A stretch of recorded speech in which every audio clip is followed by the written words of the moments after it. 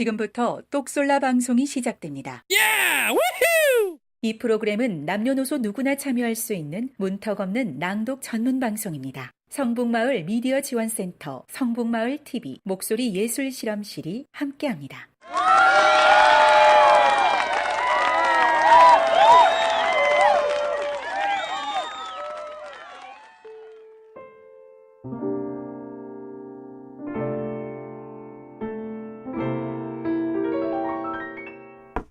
똑똑 솔깃한 라디오.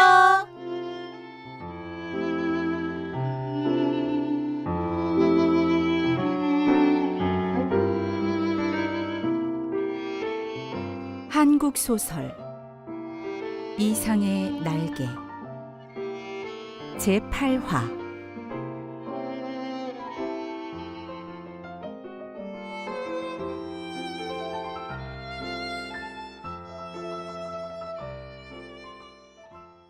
나는 그만 어지러워서 개서 그냥 나동그라졌다. 그랬더니 아내는 넘어진 내 위에 덮치면서 내 살을 함부로 물어뜯는 것이다. 아파 죽겠다. 나는 사실 반항할 의사도 힘도 없어서 그냥 넙적 엎드려 있으면서 어떻게 되나 보고 있자니까 뒤이어 남자가 나오는 것 같더니 아내를 한아름에 덥석 안아갖고 방 안으로 들어가는 것이다. 아내는 아무 말 없이 다소곳이 그렇게 안겨 들어가는 것이 내 눈에 여간 미운 것이 아니다. 밉다. 아내는 너 밤새워 가면서 도적질 하러 다니느냐, 계집질 하러 다니느냐고 발악이다. 이것은 참 너무 억울하다. 난 어안이 벙벙하여 도무지 입이 떨어지지를 않았다. 너는 그야말로 나를 살해하려 든 것이 아니냐고 소리를 한번 꽥 질러보고 싶었으나 그런 긴가민가한 소리를 섣불리 입 밖에 내었다가는 무슨 화를 볼는지 알 수 있나. 여러분은 지금 똑솔라 방송을 듣고 계십니다. 차라리 억울하지만 잠자코 있는 것이 우선 산책인 듯이 생각이 들길래 난 이것은 또 무슨 생각으로 그랬는지 모르지만 툭툭 털고 일어나서 내 바지 포켓 속에 남은 돈 몇 원 몇십 전을 가만히 꺼내서는 몰래 미닫이를 열고 살며시 문지방 밑에다 놓고 나서는 난 그냥 줄다른 박질을 쳐서 나와버렸다. 여러 번 자동차에 칠 뻔하면서 난 그래도 경성역을 찾아갔다. 빈자리와 마주 앉아서 이 쓰디쓴 입맛을 거두기 위하여 무엇으로나 입가심을 하고 싶었다. 커피 좋다. 그러나 경성역 홀에 한 걸음을 들여놓았을 때 나는 내 주머니에는 돈이 한 푼도 없는 것을, 그것을 깜빡 잊었던 것을 깨달았다. 또 아뜩하였다. 나는 어디선가 그저 맥없이 머뭇머뭇하면서 어쩔 줄을 모를 뿐이었다. 얼빠진 사람처럼 그저 이리 갔다 저리 갔다 하면서 나는 어디로 들입다 쏘다녔는지 하나도 모른다. 다만 몇 시간 후에 내가 미스코시 옥상에 있는 것을 깨달았을 때는 거의 대낮이었다. 나는 거기 아무데나 주저앉아서 내 살아온 26회를 회고하여 보았다. 몽롱한 기억 속에서는 이렇다는 아무 제목도 불그러져 나오지 않았다.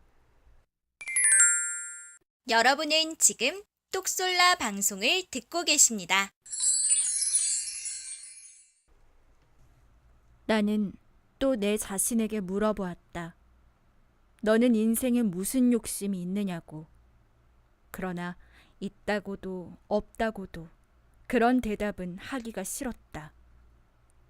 난 거의 나 자신의 존재를 인식하기조차도 어려웠다. 허리를 굽혀서 나는 그저 금붕어나 들여다보고 있었다. 금붕어는 참 잘들 생겼다. 작은 놈은 작은 놈대로, 큰 놈은 큰 놈대로 다 싱싱하니 보기 좋았다.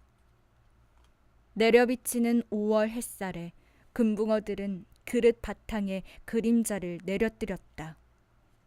지느러미는 하늘하늘 손수건을 흔드는 흉내를 낸다. 난 이 지느러미 수효를 헤어보기도 하면서 굽힌 허리를 좀처럼 펴지 않았다. 등허리가 따뜻하다. 여러분은 지금 남녀노소 누구나 참여할 수 있는 열린 방송 똑솔라와 함께하고 있어요. 나는 또 회탁의 거리를 내려다보았다. 거기서는 피곤한 생활이 또 금붕어 지느러미처럼 흐느흐느 허부적거렸다.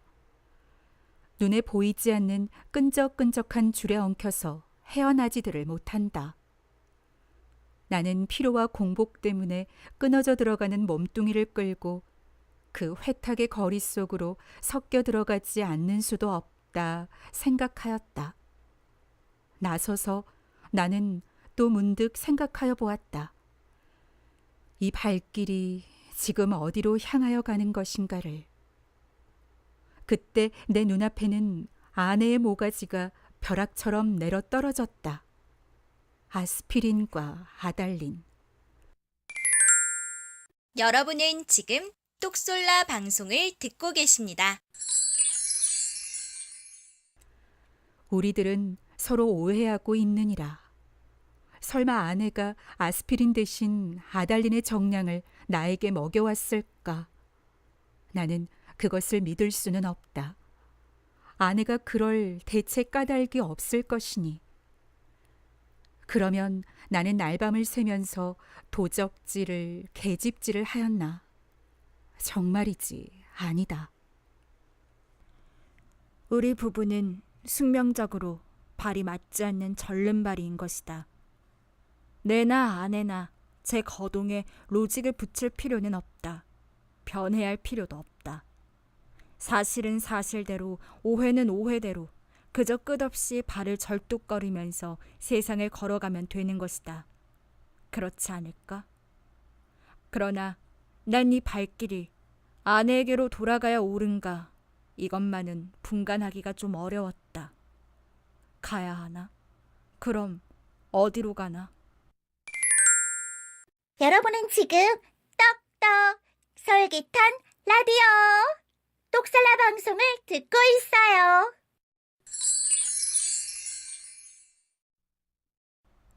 이때 뚜 하고 정오 사이렌이 울었다. 사람들은 모두 내 활개를 펴고 닭처럼 푸드덕거리는 것 같고, 온갖 유리와 강철과 대리석과 지폐와 잉크가 부글부글 끓고 수선을 떨고 하는 것 같은 찰나, 그야말로 현란을 극한 정오다. 나는 불현듯이 겨드랑이가 가렵다. 아하, 그것은 내 인공의 날개가 돋았던 자국이다. 오늘은 없는 이 날개. 머릿속에서는 희망과 야심에 말소된 페이지가 딕셔너리 넘어가듯 번뜩였다. 나는 걷던 걸음을 멈추고 그리고 어디 한번 이렇게 외쳐보고 싶었다. 날개야 다시 돋아라. 날자, 날자. 한 번만 더 날잡구나. 한 번만 더 날아보자꾸나. 한국 소설 이상의 날개를 마칩니다.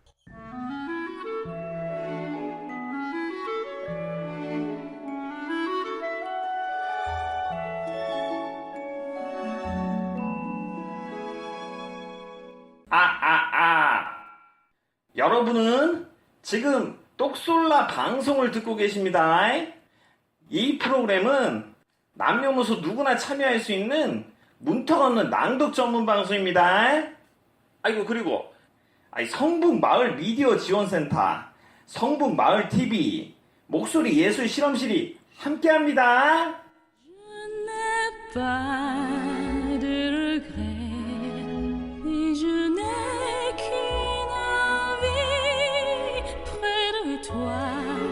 Là tout près, vivre toute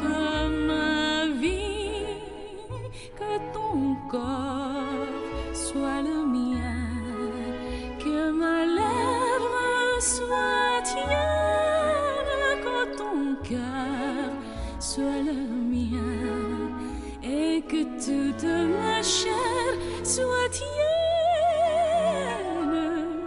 J'ai compris ta détresse, cher amoureux, et je sais à tes voeux, fais de moi ta maîtresse, loin de nous la sagesse, plus de tristesse, j'aspire à l'instant précieux où nous serons heureux, je te veux, oui je vois dans tes yeux la divine.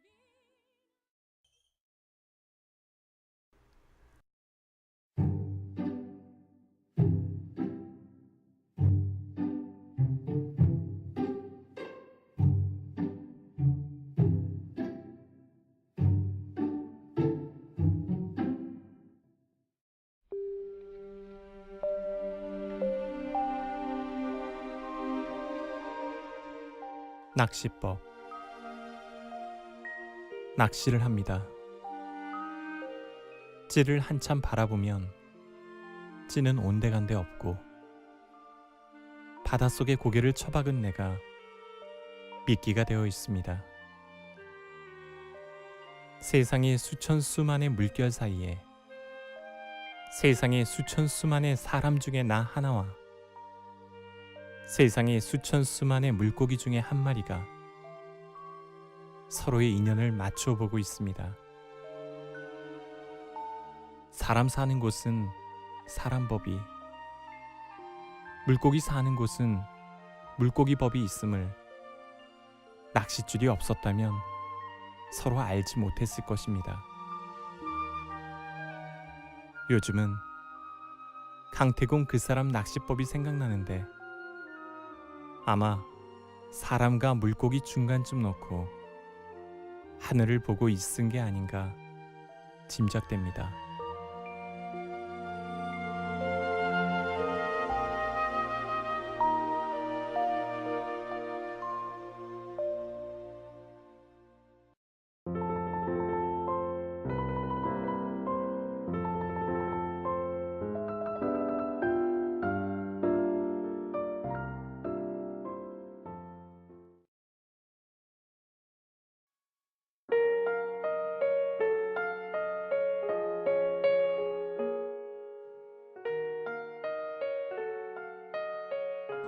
소설로 읽는 시. 병든 다음 임수현.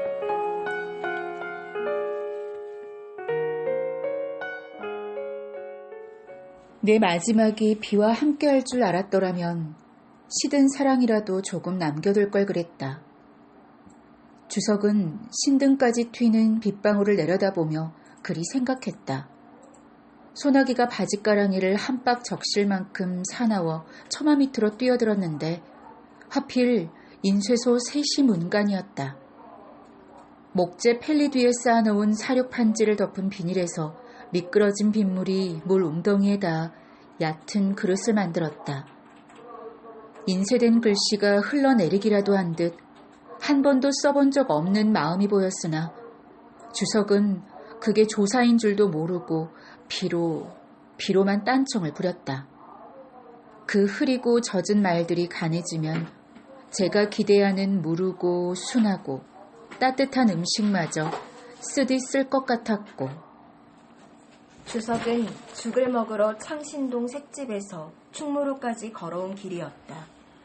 24부터 34까지 꼬박 10년 동안 일한 동네였는데 그는 이곳을 잊은 거나 다름없었다.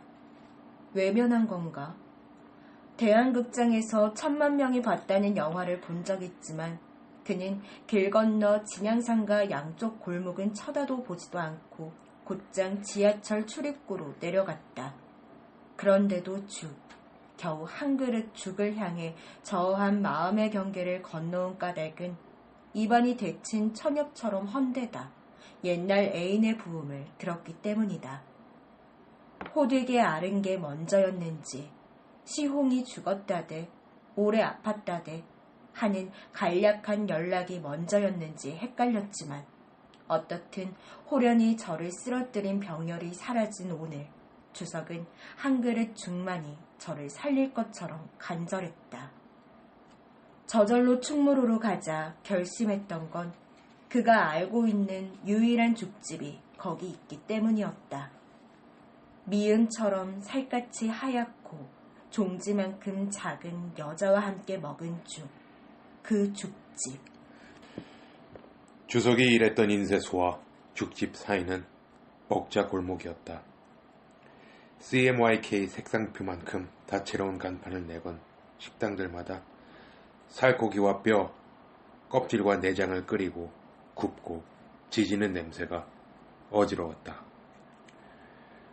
주석은 그 거리에서 마셨고 취했고 때로 정신을 잃었다.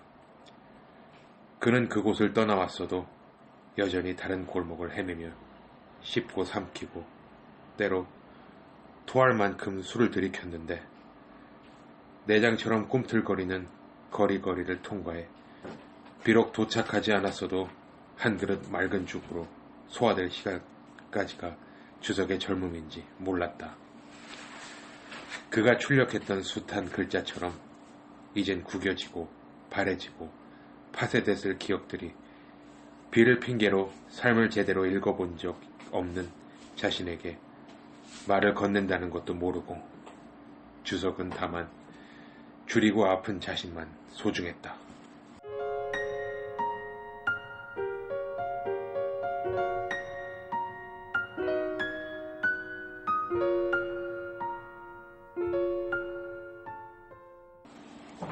시용은 어렸을 때부터 부드러운 음식과 친했다.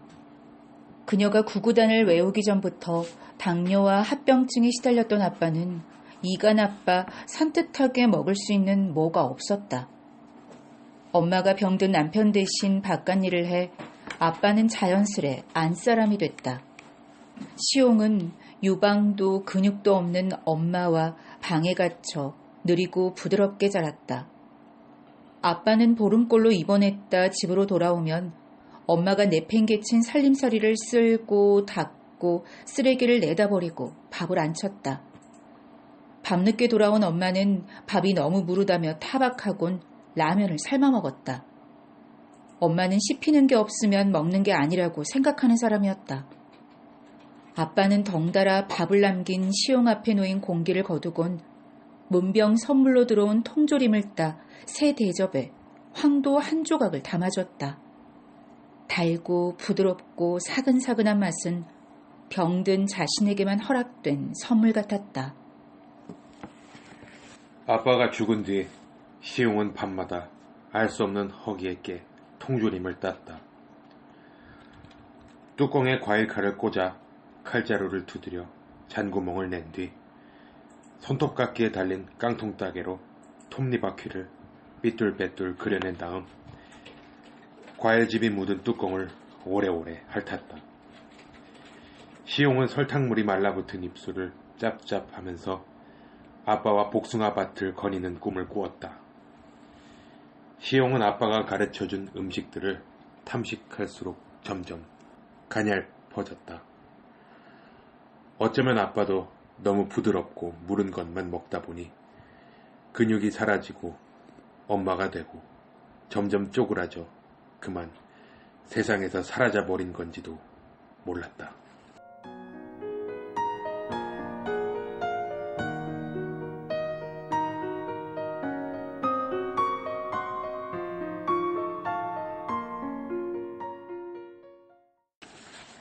주석은 식물이 아니어서 빗줄기에 가로막힌 채 시들어가는 기분이었다. 탑탑한 혀와 메마른 허기가 뒤섞일수록 어떻게든 죽 한 숟갈만 삼킨다면 제 속을 핥은 생채기를 달랠 수 있을 것 같았다. 시용도 이런 마음으로 죽을 밝혔던 걸까.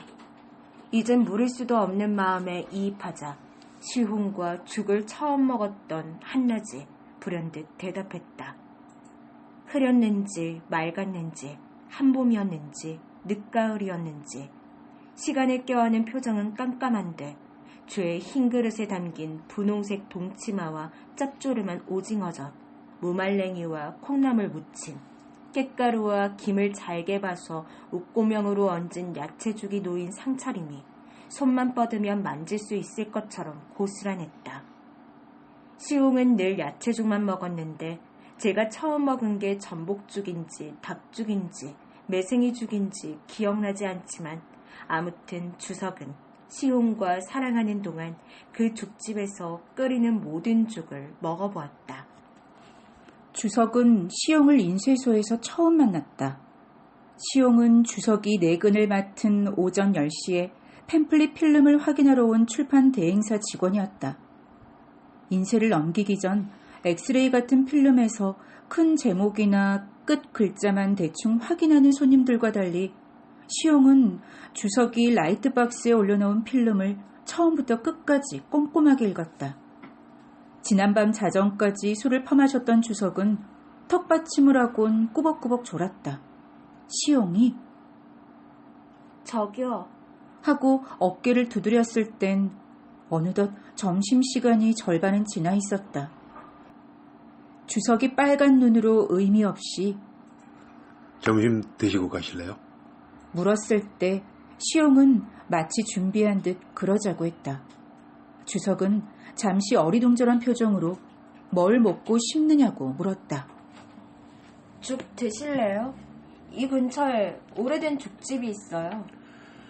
더러 손님과 점심할 기회가 있으면 상대는 아무거나 아니면 주석이 이끄는 식당으로 가기 마련이었다. 주석은 제 어깨에도 닿지 않는 여자가 서슴없이 말하는 태도가 신기했다. 게다가 죽이라니. 주석은 갈증이나 종이컵에 찬물을 따라 단숨에 들이켰다. 어디 아파요? 네, 속이 좀 안 좋아요. 주석은 시홍을 줄레줄레 따라가며 먹자 골목을 지나는 동안 북엇국이나 뼈다귀국이 몹시 당겼다. 사실 조그만 여자가 왼쪽 어깨에 걸맨 무거운 가방이 더 신경 쓰였다. 숙취 때문인지 모르겠다는 마음 때문인지 주석은 막상 흰 그릇에 담긴 죽을 삼키자마자 얼룩진 속이 깨끗하게 달래졌다. 한낮에 널어놓은 흰 빨래처럼 건너편에 앉은 여자가 눈에 담겼다. 둘은 그렇게 한 그릇 죽을 먹은 뒤 느리고 고요하게 스며들었다. 어째 사랑이라고 간편하게 말하면 되는데 어떤 말도 마땅치가 않은 건 그 한낮 이후 지금까지 둘에게 허락된 건 사랑한 다음뿐인 것만 같았기 때문이다. 시용은 자주 아팠다. 늘 보고 싶은 영화가 분명했고 주석에겐 소주 2병까지만 허락했고 집으로 돌아가는 시간이 정확했던 시용은 점점 흐리멍덩해졌다. 주석은 시용을 위해 죽을 자주 먹었는데 그녀는 그나마 반도 못 먹을 때가 많았다. 주석이 걱정스레 쳐다보면 시용은 안 맥혀 하고는 동치미 국물만 깔짝거렸다. 점점 더 말라가는 시용은 작고 빼빼해 머리보도 허름했다. 시용은 겨자색 오버올을 즐겨 입었는데 마치 자루 속에 담겨 들통나지 않고 싶은 것처럼 어둡고 음침한 몰골이었다. 아무리 봐도 예쁜 구석이 없었다. 아무런 눈 여깃거리도 되지 않았다. 주석은 시용과 씹은해도 입은 맞추지 않았다. 주석은 그만 죽 같은 사랑이 아니라 밥 같은 사랑을 하고 싶었다. 감각이 고스란한 뜨겁고 거칠고 새심줄 같고 지독한 그런 사랑. 그러니까 건강한 사랑.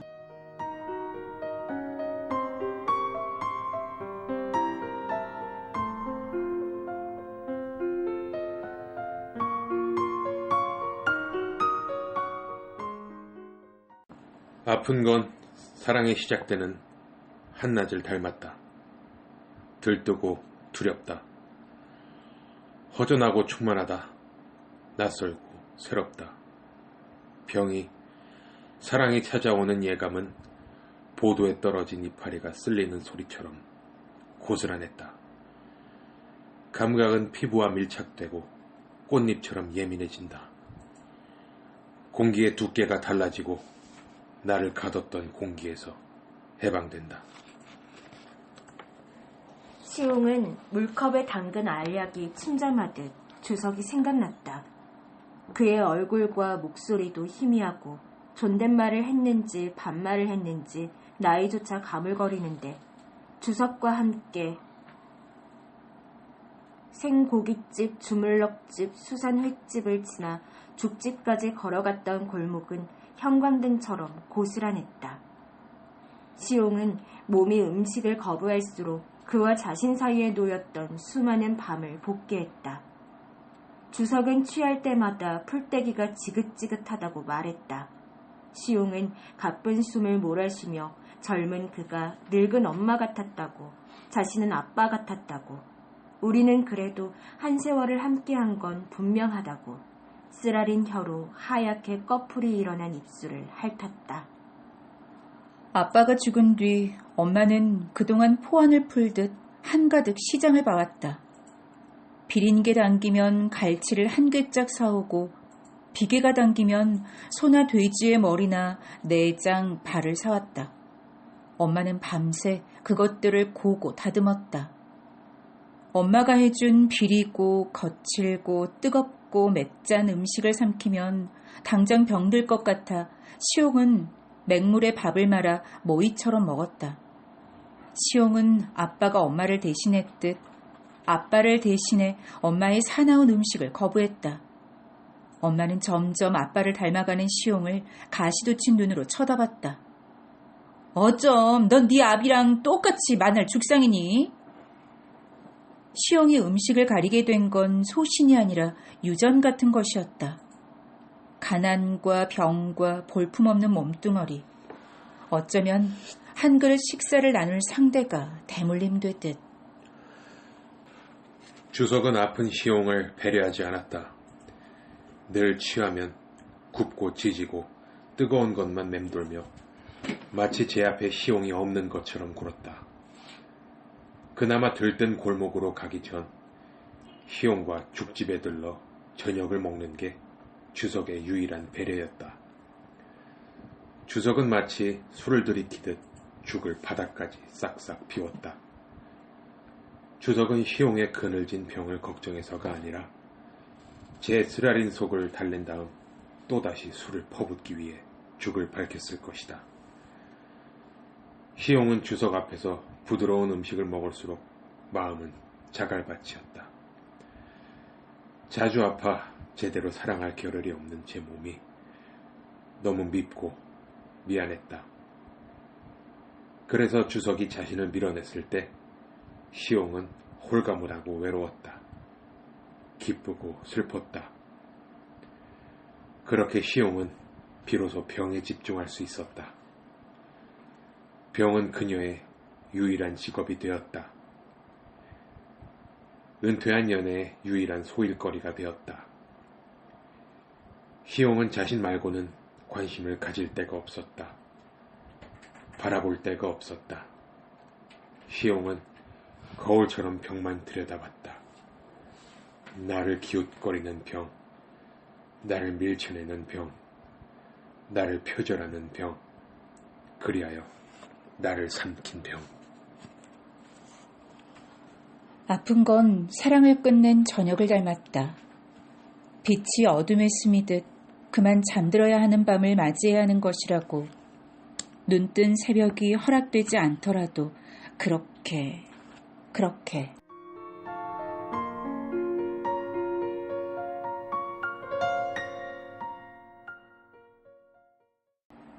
주석은 좀처럼 줄어들지 않는 빗방울에 갇혀 눈앞이 부해졌다.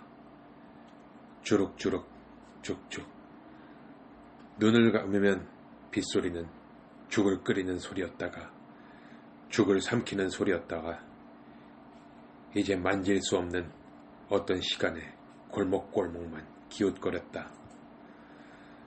주석은 시용의 마지막이 어떠했는지 알지 못한다.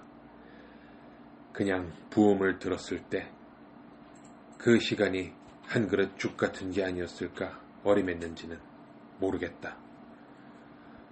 곡식이건 살이건 뼈건 너무 오래 과서 동물도 식물도 아닌, 그래, 차라리 구름 같은 시간들.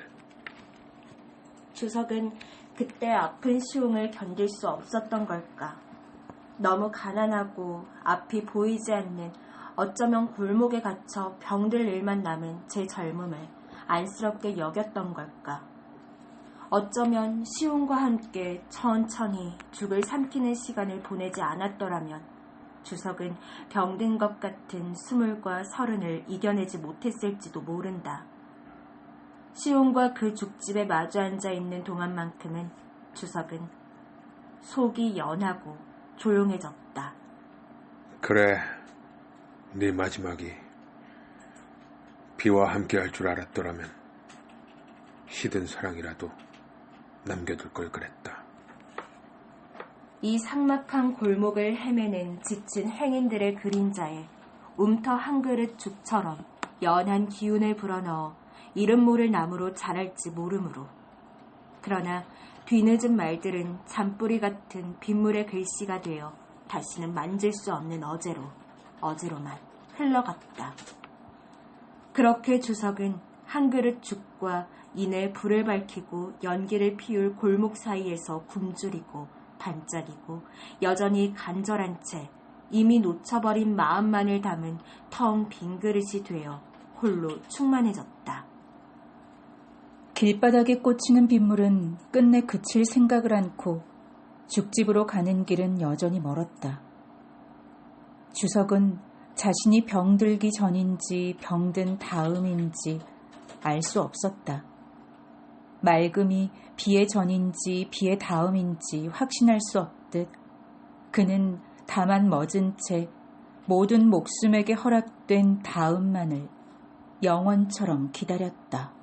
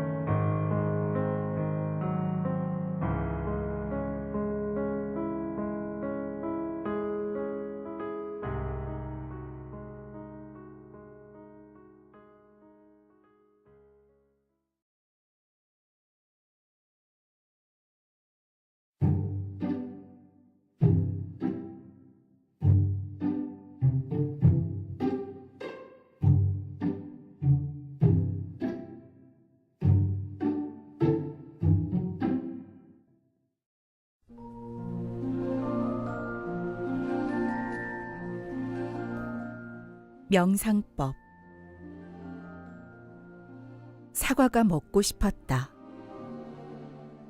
절대로 손대어서도 먹어서도 안 되는 금단의 과일이 불현듯 내 머릿속에 한알 붉게 열려왔다.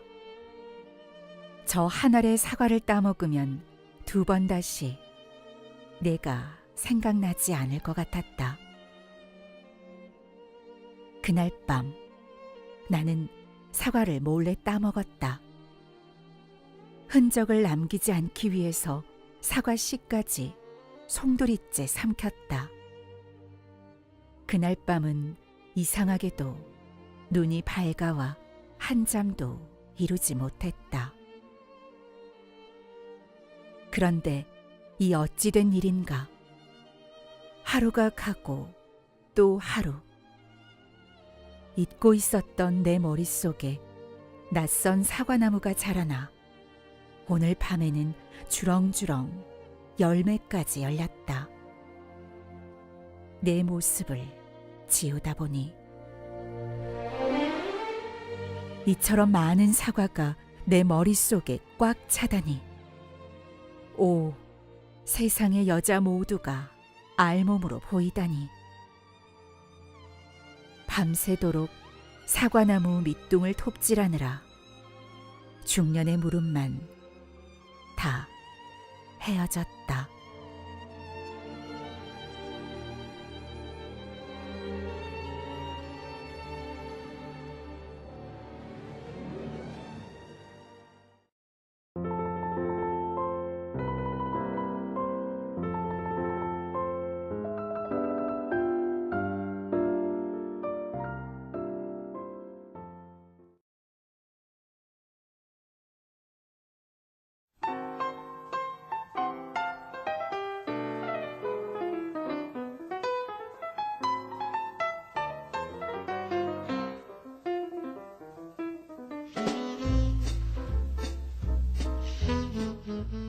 여러분은 지금까지 똑솔라 방송을 들으셨습니다. 이 프로그램은 남녀노소 누구나 참여할 수 있는 문턱 없는 낭독 전문 방송입니다. 성북마을 미디어 지원센터, 성북마을 TV, 목소리 예술 실험실이 함께합니다.